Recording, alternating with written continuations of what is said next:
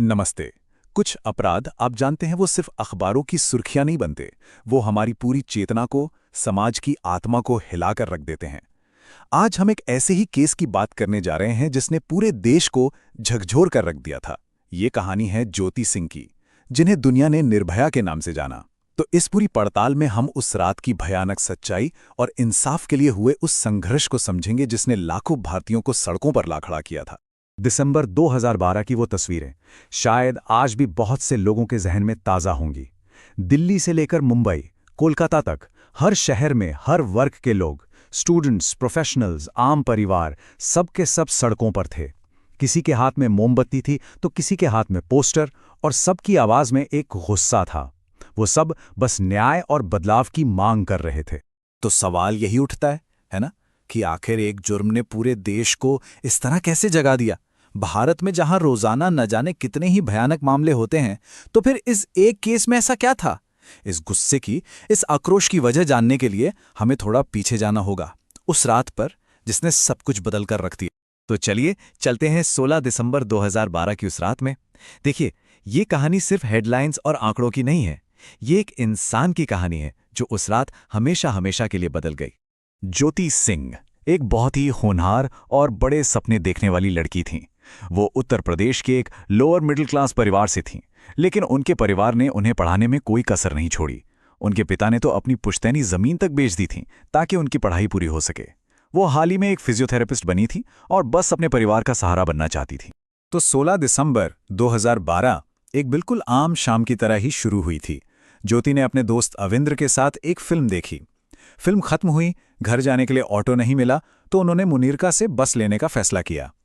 रात के करीब 9:30 बज रहे थे जब उन्हें एक सफेद रंग की प्राइवेट बस दिखी। उन्हें क्या पता था कि उस बस में चढ़ना उनकी जिंदगी का सबसे भयानक फैसला साबित होगा। जो बात इस जुर्म को सबसे ज्यादा खौफनाक बनाती है वो थी इसकी हैवानियत। बस के अंदर उन 6 लोगों ने पहले अविंद्र को लोहे की रॉड से मारकर बेहोश कर दिया, और फिर उन्होंने ज्योति को 1 घंटे से भी ज्यादा वो तकलीफें दी जिनके बारे में सोचना भी नामुमकिन है। डॉक्टर्स ने बाद में बताया था कि उन्होंने अपने 20 साल के करियर में ऐसी चोटें कभी नहीं देखी थीं। उसकी आंत का सिर्फ 5% हिस्सा ही बचा था। तो एक तरफ ज्योति अस्पताल में जिंदगी और मौत से जूझ रही थी, और दूसरी तरफ दिल्ली पुलिस पर पूरे देश का दबाव था। उन दरिंदों को पकड़ने के लिए एक बहुत बड़ी तलाशी शुरू की गई जो पूरे देश में फैली। पुलिस ने वाकई में बहुत तेजी से काम किया। ज्योति और अविंद्र के बयानों और सीसीटीवी फुटेज की मदद से उन्होंने उस बस को ट्रैक कर लिया जिस पर यादव लिखा हुआ था। बस के मालिक से ड्राइवर राम सिंह का पता चला, और फिर सिर्फ 5 दिनों के अंदर सभी 6 आरोपी पकड़ लिए गए जो देश के अलग अलग कोनों में भाग चुके थे। वो बस अपने आप में एक क्राइम सीन थी। पुलिस को वहां से केस को मजबूत करने के लिए बहुत जरूरी सबूत मिले, जैसे कि हमले में इस्तेमाल हुई लोहे की रॉड, ज्योति का डेबिट कार्ड और कई सारे फोरेंसिक सबूत जिन्होंने अपराधियों के खिलाफ केस को बिल्कुल पक्का कर दिया।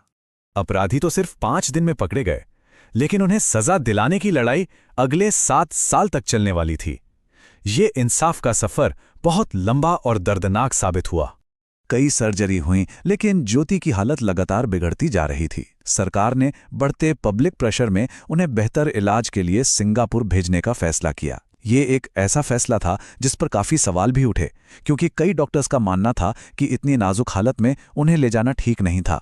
और दुख की बात यह है कि 29 दिसंबर को 13 दिन तक लड़ने के बाद ज्योति ये जंग हार गई। अब जो कानूनी कार्रवाई हुई वो 2 हिस्सों में बंट गई। 4 बालिग दोषियों पर फास्ट ट्रैक कोर्ट में केस चला और उन्हें मौत की सजा सुनाई गई। जो छठा आरोपी था राम सिंह, उसकी 2013 में जेल में ही मौत हो गई थी। लेकिन जो 17 साल का नाबालिग था, जिसे इस जुर्म का एक मुख्य दोषी माना गया, उसे जुवेनाइल जस्टिस एक्ट के तहत सिर्फ 3 साल के लिए सुधार गृह भेजा गया। 2015 में वो रिहा भी हो गया, और इस फैसले ने पूरे देश में एक बहुत बड़ी बहस छेड़ दी। इस केस में जो पछतावे की कमी थी ना, वो शायद जुर्म जितनी ही हैरान करने वाली थी। 2015 में बीबीसी को दिए एक इंटरव्यू में दोषी मुकेश सिंह ने जो कहा वो हमारी सोच पर एक तमाचे जैसा था। उसने बिना किसी शर्म के कहा, कोई शरीफ लड़की रात 9 बजे बाहर नहीं घूमती। रेप के लिए लड़के से ज्यादा लड़की जिम्मेदार होती है। ये मानसिकता बताती है कि समस्या की जड़ें कितनी गहरी हैं। और जानते हैं, ये घटिया सोच सिर्फ अपराधियों तक ही सीमित नहीं थी। उनके ही एक वकील एमएल शर्मा ने एक इंटरव्यू में कहा कि औरतें हीरे की तरह होती हैं और अगर आप अपना हीरा सड़क पर रखेंगे तो कुत्ते उसे उठा ही लेंगे। ये बयान दिखाता है कि पीड़िता को ही दोषी ठहराने की सोच हमारे समाज में कितनी अंदर तक बैठी हुई है। जरा सोचिए इस बारे में। मौत की सजा 2013 में ही दे दी गई थी, लेकिन उसे पूरा होने में, उन दोषियों को फांसी पर लटकाने में 7 साल लग गए, पूरे 7 साल। इस बीच उन लोगों ने हर कानूनी रास्ते का, हर दांवपेच का इस्तेमाल किया, दया याचिकाएं, अपील, सब कुछ। और इन 7 सालों में ज्योति का परिवार, वो हर दिन, हर एक पल बस इंसाफ के लिए लड़ता रहा। आखिरकार 20 मार्च 2020 को चारों दोषियों को फांसी दे दी गई। इंसाफ के एक लंबे चैप्टर का अंत तो हुआ, लेकिन ये केस आज भी हमारे समाज के सामने कई गहरे और बहुत ही असह्य सवाल खड़े करता है। इस पूरी लड़ाई की सबसे बड़ी हिम्मत शायद ज्योति की मां आशा देवी बनी। जुर्म के 3 साल बाद उन्होंने एक ऐसा कदम उठाया जिसकी किसी को उम्मीद नहीं थी। उन्होंने दुनिया के सामने अपनी बेटी का नाम लिया। उन्होंने अपनी बेटी को एक गुमनाम पीड़ित बनने से इनकार कर दिया और समाज में शर्म की जो धारणा है उससे सिरे से खारिज कर दिया। उन्होंने कहा, मेरी बेटी का नाम ज्योति सिंह था और मुझे उसका नाम लेने में कोई शर्म नहीं है। ये केस आज भी हमारे सामने कुछ बहुत जरूरी सवाल छोड़ जाता है। एक ऐसे मामले में न्याय देने में 7 साल कैसे लग सकते हैं जहां सारे सबूत शीशे की तरह साफ थे? और सबसे जरूरी सवाल, हमें ऐसे सवाल पूछना कभी बंद क्यों नहीं करना चाहिए? क्योंकि ये सिर्फ उन अपराधियों के बारे में नहीं है, ये उस सोच, उस सिस्टम और उस कल्चर के बारे में है जो ऐसी त्रासदियों को होने देता है। इस मुश्किल लेकिन बहुत ही जरूरी पड़ताल को देखने के लिए धन्यवाद। ये कहानी हमें याद दिलाती है कि न्याय की लड़ाई भले ही लंबी हो, पर आवाज उठाना और सवाल पूछते रहना बहुत जरूरी है। अगर आपको यह विश्लेषण जरूरी लगा तो इसे लाइक करें, अपने विचार कमेंट्स में जरूर बताएं और हाँ, चैनल को सब्सक्राइब करना ना भूलें ताकि हम ऐसी और भी महत्वपूर्ण कहानियों को सब तक पहुंचा सकें। अगली बार तक अपना ध्यान रखें।